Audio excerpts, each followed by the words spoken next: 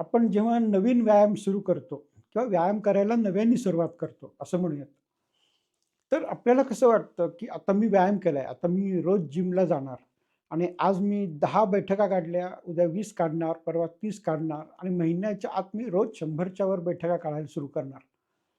आणि होतं कसं काय, की तुम्ही पहिल्या दिवशी 10 बैठका काढता, दुसऱ्या दिवशी 20 काढता, तिसऱ्या दिवशी 30 काढता आणि नंतर मग तुमचे पाय इतके दुखतात आणि तुम्हाला एवढा त्रास होतो, की तुम्ही नंतर जिमकडे कधी फिरकतच नाही. हे नेहमीचं रडगाणं आहे. सगळीकडं होणारं आहे. तर ह्याला काय करायचं? तर आपल्या ज्या मसल्स आहेत, आपलं जे शरीर आहे आणि त्याची जी क्षमता आहे, ती अशी झपाट्याने, एवढ्या गतीने, एवढ्या वेगाने वाढत नाही. तर जर तुम्ही आज 10 सूर्यनमस्कार काढले असतील किंवा 10 जोर काढले असतील, 10 बैठका काढल्या असतील, तर कमीत कमी 1 आठवडा 10च काढायच्या आहेत.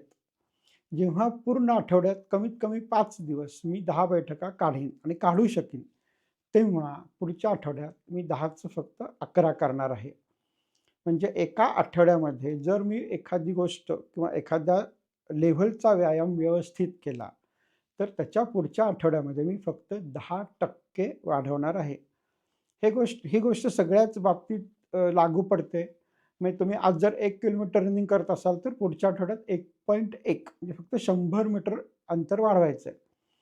मग तुम्ही असं म्हणाल, की मी आता जर असं करत राहिलो, तर मी कधी 5 किलोमीटरपर्यंत जाणार, कधी 10 किलोमीटरपर्यंत जाणार? तर लक्षात घ्या मित्रांनो, की आपल्याला वर्षातनं 50 आठवडे मिळतात. जर तुम्ही व्यवस्थित ह्या फॉर्म्युलाप्रमाणे करत गेलात, तर तुम्हाला 1 किलोमीटरपासून सुरुवात करून वर्षाच्या अखेरीस 6 किलोमीटरपर्यंत रोज चालायची, पळायची क्षमता मिळणार आहे.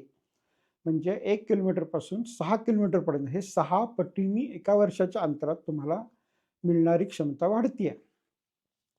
त्याच्यामुळे लक्षात घ्या, की हा जो वेळ आहे तो आपल्या मसल्सना, तो आपल्या बॉडीला, तो आपल्या शरीराला व्यवस्थित हळू करत आपली क्षमता वाढवण्यासाठी लागणारा आवश्यक वेळ आहे. जर त्याच्या पलीकडे तुम्ही खूप फास्ट वाढवायचा प्रयत्न केलात, तर शरीर तेवढ्या गतीने वाढत नाही. मसल्स तेवढ्या गतीने काम करत नाहीत.